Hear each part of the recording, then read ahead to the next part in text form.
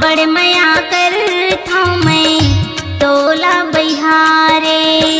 पतिया चाहे धनपतिया, पतिया चाहे धनपतिया, जी थमल था तोरी बर।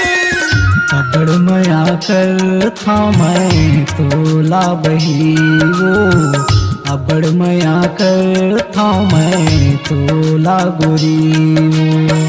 पतिया चाही धनपतिया, पतिया चाही धनपतिया, मर था जी था तोर बर।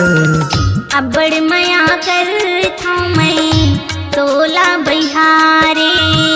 अबड़ मया कर था मैं तोला गोरी वो।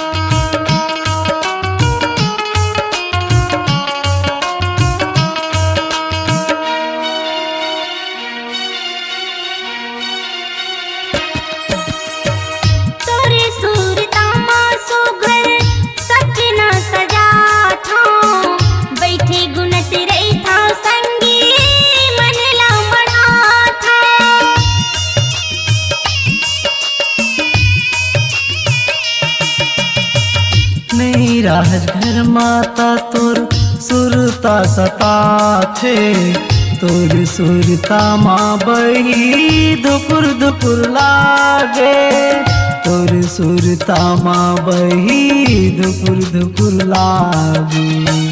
तोर भी न सुनना हो गे, तोर भी न सुनना हो गे, मोरे घर अंगना।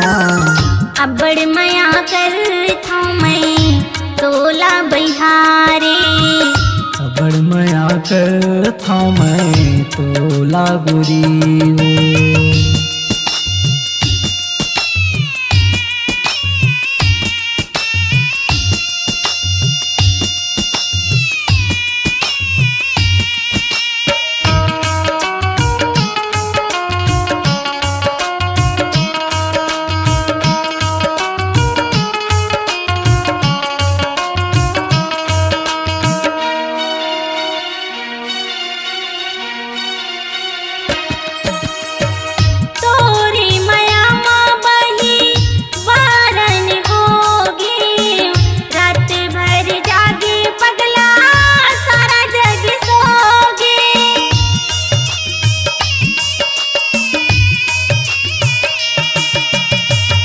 नींद बैरियावे नहीं, रथिया पहावे नहीं, मन अभी तो थे मोर 12 बज रतिया।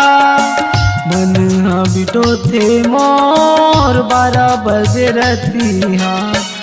आही कह के देखा था तोला, आही कह के देखा था तोला, संझाया बिहनिया।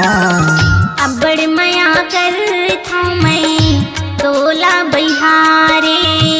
अबड़ मया कर था मैं तोला गोरी वो। पतिया चाहे धनपतिया, पतिया चाही धनपतिया, मर था जी था तोर बर। अबड़ मया कर था मैं तोला बिहारे। अबड़ मया कर था मैं तोला गोरी वो।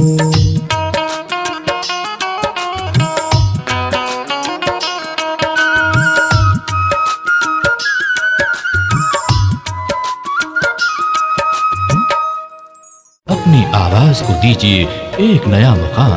डिजिटल रिकॉर्डिंग की दुनिया का जाना पहचाना नाम स्वरांजलि, जहां गूंजती हैं ध्वनियां अपनी माटी की सौंधी सुगंध के साथ। छत्तीसगढ़ी संगीत के विविध रंग जो पहुंचाते हैं पूरे प्रदेश में डिजिटल रिकॉर्डिंग के संग। स्वरांजलि स्टूडियो, नेमीचंद गली नंबर 2, गंजपारा, रायपुर।